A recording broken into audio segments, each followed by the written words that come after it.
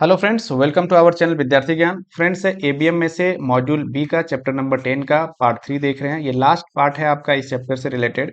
Chapter आपका है fundamentals of human resource management. HRM का फंडामेंटल्स की बात यहाँ पे हो रही है। तो यदि हम लास्ट वीडियो की बात करें तो वहां पे आपने क्या पढ़ा था कि एचआरडी जो डिपार्टमेंट होता है ये किस तरह से इवॉल्व हुआ है। जब से पीपल मैनेजमेंट की बात हुई है कि नहीं, ऑर्गेनाइजेशंस में लोगों को मैनेज करना भी जरूरी है, तो जब से ये कॉन्सेप्ट आया है तो पहले क्या है कि लेबर एंड वेलफेयर डिपार्टमेंट हुआ करता था पीपल को मैनेज करने के लिए। फिर आपका पर्सनल डिपार्टमेंट बना और उसके बाद जो है सो एचआरडी का इवोल्यूशन हुआ। ठीक है, एचआरडी आपका बना। आगे चल करके अभी हम पढ़ेंगे इसी वीडियो में एसएचआरएम की भी बात होती है। एसएचआरएम क्या होता है, जहां पे आपका स्ट्रेटजी जो गोल अचीव करना है, जो स्ट्रेटजी बनाई जाती है ऑर्गेनाइजेशंस का, तो उसके साथ भी एचआरडी को मिल करके काम करना होता है, जिसे एसएचआरएम भी हम कहते हैं। ठीक है, तो कहने का मतलब है एचआरडी किस तरह से इवॉल्व हुआ इसके बारे में आपने समझ लिया। एचआरडी का काम क्या होता है कि ओवरऑल जो डेवलपमेंट हो करना है आपका एम्प्लॉय का, उसके बारे में वो काम करता है। जो भी फंक्शंस एम्प्लॉय से रिलेटेड होता है डेवलपमेंट से, ये सारा काम किसका है, एचआरडी का है। तो एचआरडी में जो प्रोफेशनल्स जो काम करते हैं, जो एम्प्लॉय काम करते हैं, तो उसका क्या रोल होता है, इसी के बारे में यहां पे पढ़ना है आज के वीडियो में। तो वही कह रहा है कि रोल ऑफ एचआर प्रोफेशनल्स, कि एचआर जो प्रोफेशनल्स है, जो एचआरडी में काम करते हैं, जो ह्यूमन रिसोर्स रिलेटेड से जो काम करते हैं, उसका क्या रोल होता है, इसके बारे में ही हमें यहां देखना है। देखिए क्या कह रहा है कि corresponding to the evolution of HRM, HRM का जो इवोल्यूशन हुआ है, जो कॉन्सेप्ट आपका एचआरएम का आया, ह्यूमन रिसोर्स मैनेजमेंट का, जिसके बारे में आप ऑलरेडी पढ़ चुके हैं। तो कह रहा है कि the role of individuals handling this functions activities has undergone significant change. तो इसको जो इसके लिए जो काम करता है, जो इंडिविजुअल इस एक्टिविटी को, जो एचआरएम का कॉन्सेप्ट है ह्यूमन रिसोर्स मैनेजमेंट, जो एचआरडी डिपार्टमेंट में, तो उसका उसमें जो काम करते हैं एम्प्लॉय, वो बहुत सिग्निफिकेंट रोल प्ले करते हैं। This change is not only quantitative in terms of added activities and response और रिस्पॉन्सिबिलिटी, बट ऑल्सो क्वालिटेटिव। अब ये जो एचआरएम का कॉन्सेप्ट है, तो ये जो चेंजेज आया है, ये सिर्फ ऐसा नहीं है कि सिर्फ क्वांटिटेटिव चेंज है, इसका मेन यहाँ पे क्वालिटेटिव चेंज भी है कि एम्प्लॉय को बढ़ाना, उसको एक्टिविटी ज्यादा देना, उसकी रिस्पॉन्सिबिलिटी ज्यादा तय करना। तो ये क्वांटिटेटिव में, नंबर्स की बात यहाँ नहीं है, यहाँ क्वालिटेटिव में भी बात होती है। मतलब एम्प्लॉय को डेवलप करना, उसके रिक्वायरमेंट को समझना, उसके आधार पे काम करना। तो कहने का मतलब ये जो है सो यहाँ चेंजेज आए हैं एचआरएम के केस में, क्वांटिटेटिव से क्वालिटेटिव के रूप में। The shift has taken place from traditional people management. पहले जो था पीपल मैनेजमेंट होता था, मतलब पीपल को मैनेज करना, एम्प्लॉय को मैनेज करने की बात होती थी। लेकिन अब यही मॉडर्न कॉन्सेप्ट की बात करें तो पीपल्स आपका डेवलपमेंट की बात होती है कि लोगों को डेवलप कैसे किया जाएगा ऑर्गेनाइजेशंस में। तो ये चेंजेस भी यहां पे देखने को मिलते हैं एचआरएम के केस में। दस इस तरह से the role of HRD professionals assumes a greater significance. तो ये जो एचआरएम का जो कॉन्सेप्ट है, इसका मतलब जो एचआरडी डिपार्टमेंट जो उस चीज को करता है, पूरा करता है, तो इस केस में इसमें जो काम करने वाले प्रोफेशनल्स हैं, उसका रोल बहुत इंपॉर्टेंट हो जाता है। क्योंकि यदि आप एचआर प्रोफेशनल सही से काम नहीं करेंगे तो एम्प्लॉय डेवलपमेंट नहीं सबसे सही से हो पाएगा, उसकी डेवलपमेंट की बात नहीं होगी, तो कहीं ना कहीं ऑर्गेनाइजेशन जो है सो अपना गोल अचीव नहीं कर सकता है। तो इसलिए एचआरडी बहुत इंपॉर्टेंट रोल प्ले करता है इसमें काम करने वाले एम्प्लॉय। ठीक है, चलिए। The professionalisations of these functions raised the issue whether it should become a specialist functions or could the line manager become HR functionaries। अब यहाँ पे एक बहुत इंटरेस्टिंग ये क्वेश्चन है यहाँ पे, कि यहाँ पे ये क्वेश्चन अराइज हो रहा है कि क्या इसके लिए, एचआर प्रोफेशनल्स के लिए, क्या कोई स्पेशलिस्ट की जरूरत है जो इस चीज में महारत हासिल किया हो, डिग्रियां काफी ली हुई हो, या तो फिर लाइन मैनेजर इस चीज को कर सकता है। लाइन मैनेजर मींस क्या हो गया कि जो वहां पे काम ऑलरेडी कर रहा है, उसका ज्ञान है उसको, और वो उसी चीज को क्या वो देख सकता है, एचआर प्रोफेशनल उस बेटर एचआर प्रोफेशनल काम कर सकता है, या कोई स्पेशलिस्ट एचआर प्रोफेशनल्स के रूप में अपॉइंटमेंट यहां पे होना चाहिए। ये यहां पे एक क्वेश्चन अराइज होता है। ठीक है। implied in the debate is the fact that the contents of the role of the functionaries include a specialized skill and knowledge on the one hand। एक साइड में यह बोला जाता है कि नहीं, इसमें जो काम कर रहे होते हैं उसका एक स्पेशलाइज्ड नॉलेज होना चाहिए। ठीक है, content of this role functionary include specialised skill and knowledge उसका होना चाहिए एचआर से रिलेटेड। ठीक है, एक तरफ ये एक तरफ ये कहा जाता है एंड इक्वली इंपॉर्टेंट, और दूसरी तरफ equally important and pivotals the philosophical orientations, और दूसरी तरफ ये कहता है कि नहीं, ये भी इंपॉर्टेंट है कि वो फिलोसफिकल वो चीज ओरिएंटेशंस भी होना चाहिए, कि समझदारी होना चाहिए, लॉजिकली भी सोचा जाना चाहिए कि डिग्रियां सिर्फ है, उसके साथ साथ आपको यह भी सोचा जाना चाहिए कि हाँ एक्चुअल में क्या जरूरत है, फिलोसफिकल ओरिएंटेशंस भी जरूरी है। ठीक है, the knowledge and skill are helpful in developing systems. Knowledge और स्किल जो है वो सिस्टम को डेवलप करने में तो काम करता है, but the ultimate success is decided by the human relations orientations. लेकिन एक्चुअली जो आपका प्रैक्टिकल यदि वे देखा जाए इसका, तो ह्यूमन रिलेशंस किस तरह से वो स्टैब्लिश कर सकता है ऑर्गेनाइजेशंस में, ये ज्यादा इंपॉर्टेंट हो जाता है।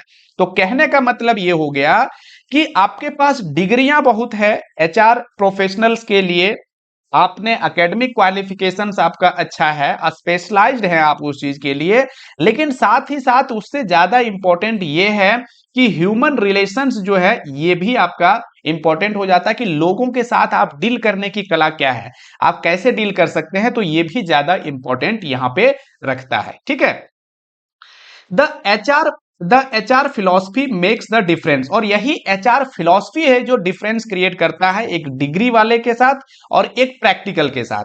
क्योंकि आपको क्या है कि प्रैक्टिकली आपको वहां पे ये चीज करना है कि ताकि ह्यूमन रिलेशन जो है आपका स्टैब्लिश हो सके, लोग जो है सो आपके साथ, चूंकि एचआरडी के साथ बहुत मतलब मेनली जो है सो डेवलपमेंट का काम एचआरडी कर रहा है, तो सारे एम्प्लॉय इन्वॉल्व जो होते हैं वो एचआरडी के साथ होते हैं, तो रिलेशन जो होता है ह्यूमन रिलेशंस ये आपको बेटर आना चाहिए।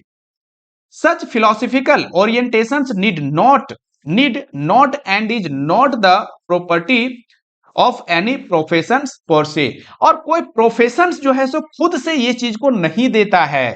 ये जो फिलॉसफी की बात हम कर रहे हैं कि ना ह्यूमन रिलेशंस आपका बेटर होना चाहिए, लोगों के साथ आपके कम्युनिकेशंस अच्छा होना चाहिए, ये मतलब जितने भी आपके जो एक तरह से होना चाहिए, मेरिट होना चाहिए एचआर प्रोफेशनल्स के लिए, ये आपका कोई प्रोफेशनल डिग्री खुद से नहीं देता है, ये खुद से नहीं देता है कि आपने डिग्री प्राप्त कर ली है ये चीज आपके अंदर आ जाएगा। तो इसीलिए यहाँ पे जो डिबेट दोनों के बीच में है कि नहीं, आपका प्रोफेशनल जो होगा वो स्पेशलिस्ट होना चाहिए, या आपके जो लाइन मैनेजर्स हैं, जो इस रूप में काम कर रहे हैं, जिसको एक्सपीरियंस है, जिसको इसका पता है, उससे आप करवा सकते हैं। तो कहने का मतलब यहाँ इंपॉर्टेंट ये हो जाता है कि प्रैक्टिकल उस चीज को कौन कर सकता है, आपकी डिग्रियां बहुत ज्यादा इंपॉर्टेंट नहीं होती है।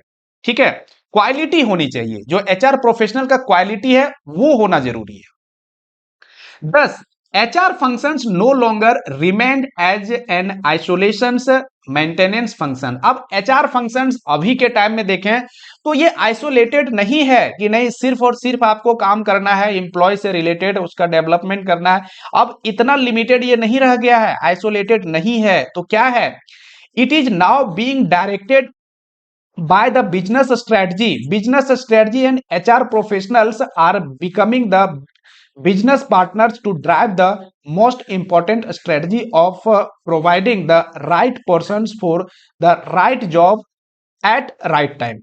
अब ऐसे भी एचआर फंक्शंस का ये इंपॉर्टेंट रोल होता है कि right persons right job select करना इंपॉर्टेंट होता है, कि किस काम के लिए कौन फिट है उसको वहां पे लगाना, तो ये तो एचआर का बेसिक काम ये होता ही है। ठीक है, लेकिन यहां कह रहा है कि एचआर फंक्शन जो है आइसोलेटेड नहीं है कि सिर्फ पीपल को मैनेज आप कर रहे हैं, इसके साथ साथ बिजनेस स्ट्रेटजी में भी इसका बहुत इंपॉर्टेंट रोल प्ले होता है। कि किस एम्प्लॉय को कहाँ लगाना है, किस एम्प्लॉय को किस प्रकार की ट्रेनिंग देना है, अभी गोल किस प्रकार का अचीव करना है, ऑर्गेनाइजेशंस का स्ट्रेटजी क्या है। तो ये सारा अभी ब्रॉड इसका जो है सो सेंस हो गया है, काम करने का तरीका काफी मतलब SHRM जो बात हम कर रहे हैं ना, SHRM कि आपको स्ट्रेटजी जो है सो एक स्ट्रेटजिक HRM की ओर मतलब अभी काम कर रहे हैं ऑर्गेनाइजेशंस में। अभी HRM नहीं बल्कि SHRM काम करता है। कहने मतलब स्ट्रेटजी जो आपका ऑर्गेनाइजेशंस का स्ट्रेटजी है, जो ऑर्गेनाइजेशंस का प्लानिंग है, उसके जो गोल है उसके साथ मिल करके एचआरडी को काम करना होता है और उसी के अनुसार से एम्प्लॉय को रिक्रूट करना, ट्रेनिंग देना, उसके डेवलपमेंट की बात करना, ये सारा काम किया जाता है।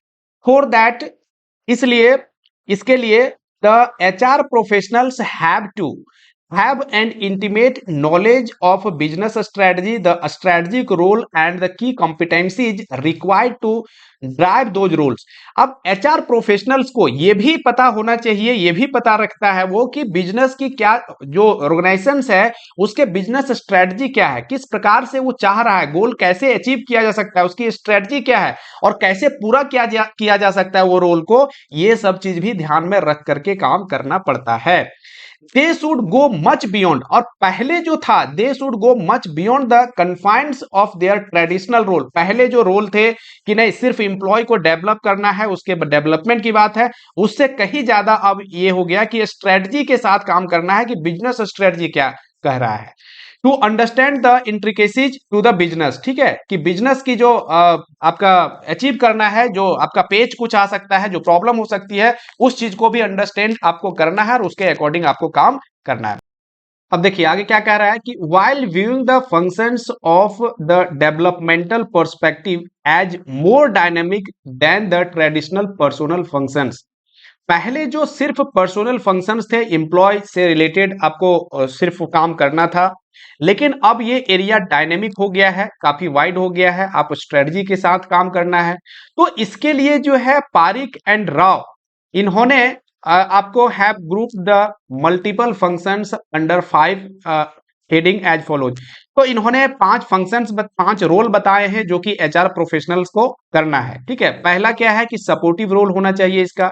नेक्स्ट आपका है कि role of system development and research, क्या क्या नई नई चीजें आप किस तरह से इवॉल्व कर सकते हैं ताकि आप ओवरऑल डेवलपमेंट कर पाए एम्प्लॉय का। ठीक है, मैनेजरियल रोल आपका होगा, role of developing competence and process role. तो ये सारे रोल जो है सो एक HR फंक्शंस को करना होता है, HR प्रोफेशनल्स को।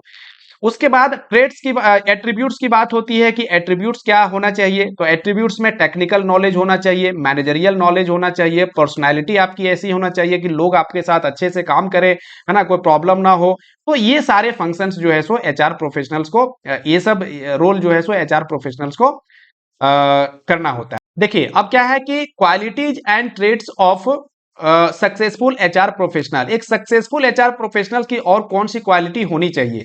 तो फर्स्ट कह रहा है कि a person should possess good leadership quality. एक लीडरशिप क्वालिटी आप में होना चाहिए। A person should possess a high degree of freedom of from bias. आपको पक्षपात नहीं करना चाहिए, बायस नहीं होना पड़ेगा आपको। ऐसे यदि क्वालिटी है तो ये भी एक आपका सक्सेसफुल HR प्रोफेशनल की क्वालिटी है। ठीक है, आप में जो है सो ऑनेस्टी होनी चाहिए, इंटीग्रिटी होनी चाहिए, sincerity, fearlessness and sense of balance and justice भी आपको होना चाहिए। आप पता कर पाए क्या सही है क्या गलत है, ये भी क्वालिटी होनी चाहिए। A person must have the ability to understand the human psychology। लोगों की साइकोलॉजी, लोग क्या सोचते हैं, इसका भी थोड़ा सा ज्ञान होना चाहिए ताकि उसको आप सोच समझ सकें। ठीक है, तो ये भी एक क्वालिटी है। A person should possess a good and effective communication skill। Communication skill आपका बेटर होना चाहिए। ठीक है, ताकि जो है सो लोगों को आप क्या है कि अच्छे ढंग से कोई चीज समझा सके और लोग भी समझ सके। He should be the good counselors and should possess the good problem solving ability भी होना चाहिए। लोग यदि कोई प्रॉब्लम है किस तरह से आप मैनेज करके आप चला सकते हैं ऑर्गेनाइजेशंस को, इसकी भी क्वालिटी होनी चाहिए। Equally he should be the good listener, और साथ में आपको एक अच्छा लिसनर भी होना पड़ेगा ताकि लोगों को आप समझेंगे, यदि कुछ कोई बोल रहा है तो उसे भी आप समझ सकते हैं। ठीक है, a person should have a passion of anonymity. इसका मतलब क्या हो गया कि meaning thereby he should be broad minded and pass on the credit to his subordinates and superior in case of success and to own up responsibility of a failure, not only of self but his subordinate. कहने का मतलब ये हो गया कि यदि कुछ credit आपको मिलता है तो उस केस में आपको पास ऑन करना है अपने सबऑर्डिनेट को। कहने मतलब अपने जो आपके नीचे है उसे आप दीजिए क्रेडिट उसको कि हाँ आपके वजह से हुआ है, आपने इसमें कंट्रीब्यूट किया है, ऐसा आपको करना है। उसके बाद क्या है कि यदि रिस्पॉन्सिबिलिटी की बात आती है, कोई चीज फेल्यूअर किसी चीज में हो गए आप, तो वैसे केस में आप अपने का तो लीजिए और सबऑर्डिनेट भी कोई चीज में गलती किया है यदि, तो उसकी भी रिस्पॉन्सिबिलिटी आप लेने की कोशिश करिए। यदि ऐसा करते हैं तो भी एक सक्सेसफुल एचआर प्रोफेशनल्स आप बन सकते हैं। ठीक है, नेक्स्ट आपका है कि a person should have high level of intelligence and knowledge. और आपको ज्ञान तो होना ही चाहिए, यदि आप एचआर डिपार्टमेंट में काम कर रहे हैं तो हर चीज से जो भी उससे रिलेटेड है उसकी ज्ञान तो होना ही चाहिए। ठीक है, बात समझ में आ रही है? तो ये सारी चीज है जो एक एचआर प्रोफेशनल, एक सक्सेसफुल एचआर प्रोफेशनल के लिए जरूरी है। नेक्स्ट आपका है कि lastly there is debate about who should become an HR functionaries. वही जो शुरू में बात मैंने करी थी कि एचआर प्रोफेशनल्स क्या कोई एकेडमिक क्वालिफिकेशन लेकर के आया है वो बेटर हो सकता है, या आपके जो लाइन मैनेजर हैं जो उससे रिलेटेड काम कर रहे हैं, या तो कोई भी पर्सन उसका काम कर सकता है एचआर प्रोफेशनल्स का। तो इसके लिए डिबेट है। तो यहां पे क्या हो रहा है कि weather organizations should employ those with a specific academic qualifications, or could the line manager with the right perspectives become HR functionaries. वही यहाँ क्वेश्चन है कि क्या एकेडमिक क्वालिफिकेशंस को लेकर के आया है, या तो लाइन मैनेजर जो उसके लिए काम कर रहे हैं वो बेटर होगा एचआर प्रोफेशनल्स के लिए। The academic guarantee knowledge but that can be acquired at any time. तो यहां कह रहा है कि अकेडमी जो है जहां से आप नॉलेज लेके आते हैं, पढ़ करके आते हैं, डिग्री लेकर के आते हैं, वो आपको नॉलेज तो देता है but can be acquired at any time. लेकिन वो चीज तो कभी भी लिया जा सकता है वो जो दे रहा है। सो इसका मतलब क्या हो गया कि if one accepts the criticality of values and believes in becoming effective HR manager, यदि कोई चाहता है, ठीक है, if one accepts the criticality जो इसमें जो इसका जो टेक्निकल है जो एचआर के लिए, एचआर डिपार्टमेंट के लिए, और उस चीज का यदि वो क्या है कि एक्सेप्ट करता है वो चीज, कहने का मतलब सीखने के लिए यदि वो तैयार है, then anybody with such values could be suitable. तो कोई भी पर्सन जो है सो इस चीज को कर सकता है। Then anybody with such values could be suitable. तो इस प्रकार के जो वैल्यू रखता है, इस प्रकार से जो चाहता है करना चाहता है, तो वो कोई भी कर सकता है यदि वैसा वो वैल्यू रख रहा है, उस चीज में अडेप्ट कर सकता है। तो these values are not the prerogative of any particular discipline or knowledge base. तो ये जो इस प्रकार की जो वैल्यूज है, इस प्रकार वैल्यूज मीन्स क्या हो गया कि यहाँ पे ये जो किसी भी फंक्शंस को करने के लिए उसकी जो जरूरत है, तो प्रिरोगेटिव्स नहीं है कि किसी भी पार्टिकुलर डिसिप्लिन या नॉलेज बेस वाले ही करेंगे, ऐसा नहीं है। ये कोई भी कर सकता है यदि उसमें उस चीज को एक्सेप्ट करने की क्षमता है, यदि वो उस तरह से कर पाए तो। ठीक है, तो कहने का मतलब यहाँ इंपॉर्टेंट ये हो गया कि एकेडमिक क्वालिफिकेशन होना चाहिए एचआर में, ये इंपॉर्टेंट यहाँ पे नहीं है। उससे कहीं ज्यादा इंपॉर्टेंट है कि वो किस तरह से उस डिपार्टमेंट में लोगों के साथ मिलकर के काम करेगा, इसका कितना उसको नॉलेज है, कितना उसको ज्ञान है। ठीक है, अब देखिए आपका नया टॉपिक क्या हो गया, स्ट्रेटेजिक एचआरएम। इंपॉर्टेंट है, क्वेश्चन यहां से आ सकता है। स्ट्रेटेजिक एचआरएम मींस क्या हो गया, जो आपका एचआरएम है, ह्यूमन रिसोर्स मैनेजमेंट है, इसमें यदि आप स्ट्रेटजी के साथ काम करते हैं, जो आपकी स्ट्रेटजी है, बिजनेस की जो स्ट्रेटजी है, ऑर्गेनाइजेशन की जो स्ट्रेटजी है गोल अचीव करने की, उसके साथ मिल करके काम यदि कर रहे हैं जो एचआर डिपार्टमेंट है, तो यही आपका क्या कहलाता है, स्ट्रेटेजिक एचआरएम कहलाता है। एग्जाम्पल के लिए जैसे बात करूं कि जो ऑर्गेनाइजेशंस है उसे मार्केटिंग बढ़ाना है, अपने जो प्रोडक्ट है उसका मार्केटिंग बढ़ाना है, इसका मतलब है कि मार्केटिंग जो एम्प्लॉय है उसकी रिक्रूटमेंट करनी है यहाँ पे। तो यहाँ पे रिक्रूटमेंट करना है, ये काम कौन करेगा, ये काम करेगा एचआरडी करेगा, ये काम एचआरडी करेगा। अब ये एचआरडी जो है इस चीज को ध्यान देगा कि किस प्रकार से कितने एम्प्लॉय की जरूरत पड़ेगी। तो जो डिसीजन मेकिंग है उसमें एचआरडी भी इन्वॉल्व होगा कि कितने एम्प्लॉय की जरूरत पड़ेगी, किस एरिया में, कहां पे, किस तरह से हमें एम्प्लॉय की रिक्रूटमेंट करना है। तो ये यहाँ पे एचआरडी डिपार्टमेंट मिलकर काम करता है, मतलब जो स्ट्रेटजी है ऑर्गेनाइजेशन की उसके साथ मिलकर के काम करना, तो यही कहलाता है क्या, स्ट्रेटेजिक एचआरएम कहलाता है। बात समझ में आ रही है?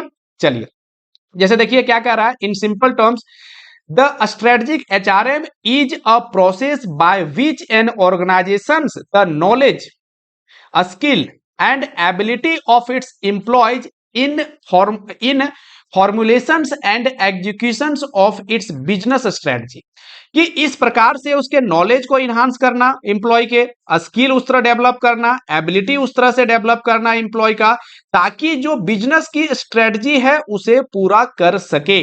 तो ये क्या कहलाया, ये स्ट्रेटजिक एचआरएम कहलाता है। ठीक है, उसी के अकॉर्डिंग उसकी ट्रेनिंग देना, उसका डेवलपमेंट करना बिजनेस के गोल को ध्यान में रखते हुए। ठीक है, एक प्लानिंग वे में।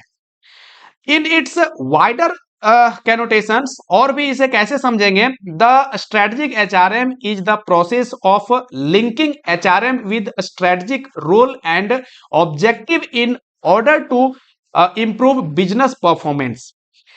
बिजनेस परफॉर्मेंस कैसे अचीव हो, इसके लिए जो है सो एचआरएम के साथ मिल, इसके स्ट्रेटजी है उसके साथ इसके जो रोल है मतलब ऑब्जेक्टिव है, इसके साथ मिल करके काम करना, ये ही आपका स्ट्रेटजिक एचआरएम है। To develop organisational cultures and also to fosters innovations and flexibility, ताकि जो है सो जरूरत पड़ने के बाद जो नई चीजों को, इनोवेशंस की बात है तो उसमें अडॉप्ट कर सके, फ्लेक्सिबिलिटी हो सके, एक कल्चर ऐसा डेवलप करना ताकि ऑर्गेनाइजेशंस के जो रिक्वायरमेंट है उसके आधार पे काम कर पाए। तो इस तरह से यदि काम करते हैं तो यही आपका स्ट्रेटजिक एचआरएम कहलाता है। अब देखिए, उससे ज्यादा इंपॉर्टेंट ये स्लाइड आपका है, स्ट्रेटजिक एचआरएम यदि आपने समझ लिया कि एचआर का रोल किस प्रकार से होता है स्ट्रेटजिक एचआरएम में। यहां पे बात कर रहे हैं कि स्ट्रेटजिक जो एचआरएम है, यहां पे एचआर का रोल क्या होता है, जो एचआरडी है उसके रोल क्या होते हैं। तो यहाँ पे 3 प्रकार के रोल की बात कही गई है। यदि एक कोर रोल की बात करें, ठीक है, कोर पीपल रोल की बात करें, तो एचआरडी का काम सिलेक्शन करना है, एम्प्लॉय का रिक्रूटमेंट करना है, उसका ओरिएंटेशन करना है, उसको ट्रेनिंग वगैरह दिलवाना है, कैरियर डेवलपमेंट के बारे में सोचेगा, मोटिवेशन के बारे में मोटिवेट करना है एम्प्लॉय को, कंपनसेशन भी उसका देगा, ठीक है, सैलरी देगा, उसका रिवार्ड वगैरह देगा, वेलफेयर सर्विसेज, वेलफेयर सर्विसेज उसकी और भी जो है सो आपका मेडिकल सर्विसेज हो गया, तो ये सब सारे वेलफेयर सर्विसेज भी देगा, रिटेंशन एंड टर्मिनेशन, और फिर जो है सो यदि वैसा है टर्मिनेशन की बात होगी तो भी यहाँ पे ये सारे रोल आएंगे, किसमें होगा, कोर रोल में होगा। तो ये ध्यान रखिएगा, पूछा जा सकता है कि इसमें से कौन सा कोर रोल है। तो ये बेसिक चीजें जो है, जो बेसिक काम होता है एचआरडी का, ये आपका कोर रोल में आता है। ठीक है, वहीं यदि हम बात करें कि ऑर्गेनाइजेशनल वैल्यू एडेड रोल की, कुछ वैल्यू भी एडिशन होना चाहिए, ये कोर रोल के साथ साथ कुछ वैल्यू भी एडिशन हो, ये कौन से फंक्शंस हैं, जैसे एचआर टेक्नोलॉजी सर्विसेज, कि हम एम्प्लॉय को डेवलप तो कर रहे हैं लेकिन टेक्नोलॉजी जो एचआर टेक्नोलॉजी है उसके साथ भी हम उसको डेवलप करें, वो सब चीजें भी आपका ऐड करें, तो ये आपका वैल्यू एडिशंस में आएगा। Creating a learning work environment, एक लर्निंग वर्क इन्वायरमेंट आप क्रिएट कर रहे हो तो ये आपका वैल्यू एडिशंस में है, क्योंकि ये कोर सर्विसेज में नहीं है। कोर सर्विसेज में आपका ये सारी चीजें हैं, रिक्रूट करना, ओरिएंटेशन, उसका ट्रेनिंग दिलवाना, उसके डेवलपमेंट करना, ठीक है, मोटिवेशन, कंपनसेशन, वेलफेयर सर्विसेज और रिटेंशन एंड टर्मिनेशन, ये सारे बेसिक आप याद रखेंगे तो बाकी इधर आपको प्रॉब्लम नहीं होगी। नेक्स्ट आपका है कि ऑर्गेनाइजेशनल डेवलपमेंट एंड कंसल्टिंग, तो ऑर्गेनाइजेशनल डेवलपमेंट की जो पूरा ओवरऑल बात करेंगे तो ये भी आपका किस में आ जाएगा, वैल्यू एडिशंस में, वैल्यू एड रोल में आ जाएगा। नेक्स्ट आपका है कि बिजनेस ट्रांसफॉर्मेशन रोल, पूरा बिजनेस को ही ट्रांसफॉर्म करने की बात क्या है, मतलब एक बहुत ज्यादा आपका कह सकते हैं कि ट्रांसफॉर्मेशन मींस क्या होता है, पूरा पूरा का पूरा चेंज करना। तो ऐसा कौन सा रोल होगा जो बिजनेस को ही पूरा पूरा चेंज कर सके, ऑर्गेनाइजेशन का वैल्यू ही पूरा जो है सो चेंज कर सके, बढ़ा सके। तो इसके लिए है कि पहला वर्क है creating flexible work culture. Flexible work culture आपको क्रिएट करना है, ऐसा यदि कर लेते हैं तो इसका मतलब है कि बिजनेस ट्रांसफॉर्मेशन रोल आप कर रहे हैं, मतलब ये ऐसा काम कर रहे हैं ताकि बिजनेस का ही ट्रांसफॉर्मेशन किया जा सके, पूरा का पूरा अच्छा हो सके आपके लिए। ठीक है, नेक्स्ट आपका कि aligning HR initiatives to business strategy. अब एचआर इनिशिएटिव जो बिजनेस स्ट्रेटजी है, बिजनेस जो आपका जो गोल है, स्ट्रेटजी है, उसके साथ में इसको इनिशिएट करना, काम करना, है ना, एचआर को अलाइन करना, ये आपका जो होता है ये ट्रांसफॉर्मेशन रोल में आता है। नेक्स्ट आपका है कि implement organisational change and transitions with ease. कोई भी चीज है उसको आसानी से जो भी इंप्लीमेंट कर रहे हैं, कोई नई चीज है तो उसको ऐसे आप इंप्लीमेंट करिए ताकि आसानी से वो आपका एक्सेप्ट किया जा सके। ऐसा यदि आप करते हैं तो वही आपका जो होता है ट्रांसफॉर्मेशन रोल कहलाता है। Means implement organisational change and transition with ease. कोई भी चीज को आप ला रहे हैं, नई चीज को ला रहे हैं, तो आसानी से उस चीज को कर पाते हैं यदि, और तो ये आपका ट्रांसफॉर्मेशन रोल में आता है। लास्ट है आपका कि assess return on investment in human capital. कितना आप इंप्लॉय में खर्च कर रहे हैं, कितना आपको रिटर्न दे रहा है, ये सारी चीजों का आपको ज्ञान है। ये सारी चीज यदि आप निभा रहे हैं, कर पा रहे हैं, एनालाइज कर पा रहे हैं, तो ये आपका किस में आएगा, ट्रांसफॉर्मेशन रोल में आता है।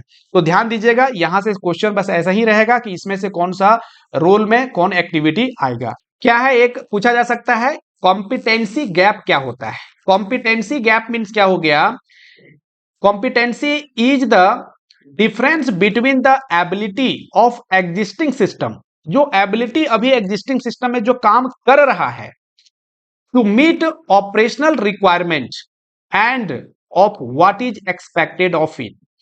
जो एक्सपेक्ट किया गया है और जो एग्जिस्ट कर रहा है एबिलिटी, उसके बीच का जो डिफरेंस है उसे ही बोला जाता है competency gap.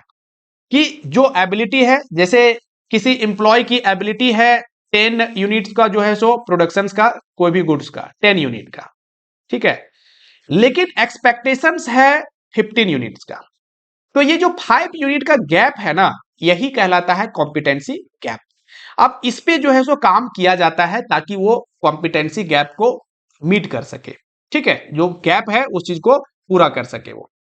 It may be the lack of knowledge. और ये कैसे होता है, लैक ऑफ नॉलेज, नॉलेज की कमी है थोड़ा सा, और यदि आप नॉलेज उसको देते हैं तो कॉम्पिटेंसी गैप आपका नहीं रहेगा। स्किल की कमी है, and ability in current systems. और करेंट सिस्टम मतलब अभी जो उसके पास है उसके आधार पे उसका नॉलेज, स्किल और एबिलिटी उस तरह से नहीं है। To meet the set of organisational individuals goal और एक्सपेक्टेड कैपेबिलिटी। तो ताकि उसका जो अभी एक्सपेक्टेशन आपका है उस चीज को पूरा कर सके, वो क्यों नहीं है, क्योंकि आप उसके पास उतना नॉलेज नहीं है, उतना स्किल नहीं है, एबिलिटी नहीं है। HR identify these gaps and works closely with the management to fill these gaps. और ये जो गैप है इसे आइडेंटिफाई करता है एचआर, और उस पर काम करता है फिर उस चीज को कि कैसे पूरा किया जा सके, ठीक है। By obtaining appropriate resources. जो रिसोर्स उसके पास है, जो डेवलपमेंट करने के लिए, जो गैप को भरने के लिए ट्रेनिंग वगैरह देना, training and development and through other means, जिस प्रकार से वो कॉम्पिटेंसी गैप जो है पूरा किया जा सके उसके अनुसार से फिर एचआर काम करता है। Only those organisations are successful what that are flexible and are quick to adapt to the change environment.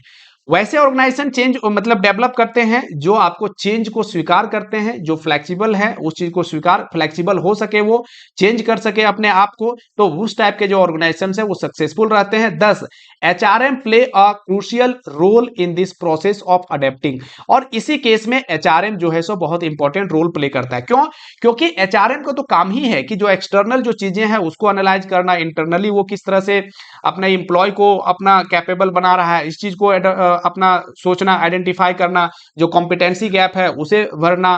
तो ये सारी चीजों के लिए एचआरएम जो है सो काम करता है। लास्ट पैराग्राफ क्या कह रहा है कि under the pattern of strategic HRM. Strategic HRM की यदि हम बात करें फिर से, तो HR professionals need to unlearn their traditional philosophy of functioning in isolation instead to make vigorous inroads towards business arena and ensure that whatever HR policies they evolve should have an inbuilt resilience to meet the corporate business goals of the banks।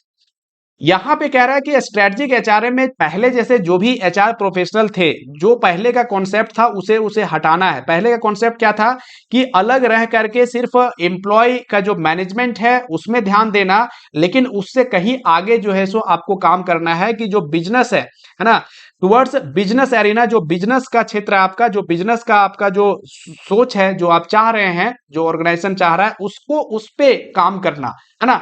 तो इस तरह से यदि आप काम करते हैं तो आपको इतना रिजिलियंस होना पड़ेगा, फ्लेक्सिबल आप हो करके उस पे आप काम कर सकते हैं। ऐसा यदि आप कर रहे होते हैं तो ये आपका स्ट्रेटजिक एचआरएम का कॉन्सेप्ट फुलफिल होता है। तो फ्रेंड्स ये लास्ट स्लाइड है आपका, लास्ट आपका टॉपिक है, इसके बाद आपका ये चैप्टर कंप्लीट हो जाएगा। ऐसे देखा जाए तो यहाँ पे क्या टॉपिक आ रहा है, development of HR functions in India. HR function India में किस तरह से डेवलप हुआ है, तो इसका पूरा इवोल्यूशन बुक में दिया हुआ है। तो बहुत उतना ज्यादा आपको पढ़ना नहीं, जो मेन पॉइंट है वहां पे यहाँ पे मैं आइडेंटिफाई करके आपको बता रहा हूँ।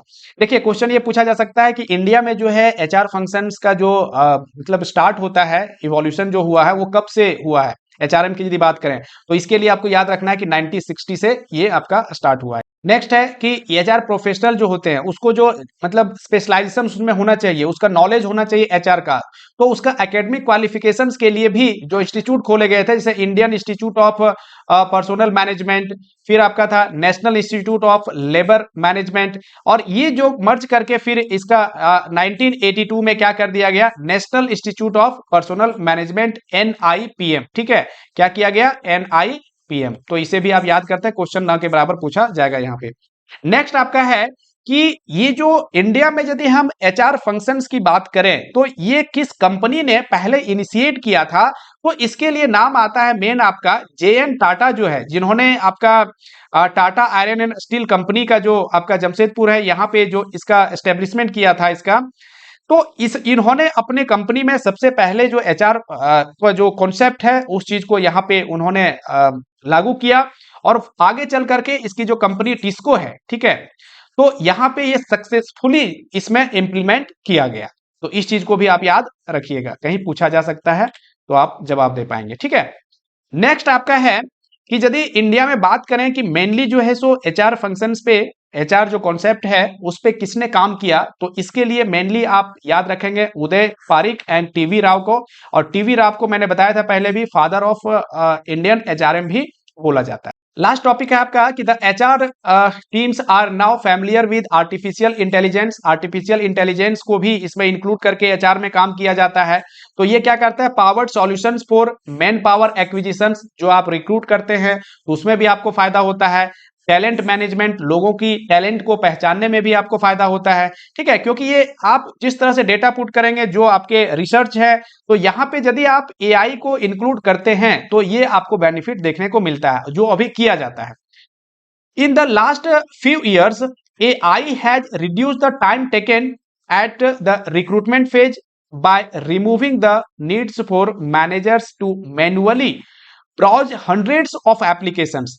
तो बहुत से जगह आपको टाइम भी कम कर देता है प्रोसेस में। तो ये सारी चीजों को जब मतलब आर्टिफिशियल इंटेलिजेंस को जब आपने इंक्लूड किया एचआर में, तो ये सारे फायदे आपको देखने को मिल जाते। तो इस तरह से ये कंप्लीट होता है चैप्टर आपका पूरा। देखिए पढ़ने के लिए इस चैप्टर में बहुत कुछ था, आप बुक उठा के देखिएगा तो बहुत सारी चीजें हैं जो कि मैंने शॉर्ट में आपको बता दिया है। यदि सब चीज यहाँ पे मैं बता ही दूं तो फिर पढ़ाने का कोई मतलब नहीं रहता है, उससे अच्छा तो आप बुक से ही पढ़ लेंगे। ठीक है, आप जैसे बात करिएगा कि एचआरएम का जो आपका इवोल्यूशन इंडिया में यदि बात करें कि किस प्रकार से इवोल्यूशन हुआ है इसका, तो बहुत आपका 2 से ढाई पेज में है, उसे यहाँ पे मैंने 3-4 पॉइंट में आपको बता दिया जो इंपॉर्टेंट है। अब यदि यहाँ सब चीज मैं बता ही देता तो फिर बुक और इसमें कोई अंतर नहीं रह जाता है। ठीक है, तो जो इंपॉर्टेंट है एग्जाम पॉइंट ऑफ व्यू से इंपॉर्टेंट है उस चीज को मैंने यहाँ बता दिया, आप टेंशन मत लिए, इससे ज्यादा क्वेश्चन नहीं पूछा जा सकता है। ध्यान से सिर्फ चीजों को समझिए, मैं बहुत ज्यादा बता दे रहा हूँ, इतना भी नहीं बताया जाता है, लेकिन फिर भी कि किसी भी चीज को रिलेट करने के लिए जरूरी होता है कि कोई पॉइंट रेलिवेंट नहीं भी है एग्जाम पॉइंट ऑफ व्यू से, फिर भी बताना पड़ता है ताकि आपको समझ में आ जाए आगे। ठीक है, तो चलिए मिलते हैं नेक्स्ट चैप्टर में। Thank you.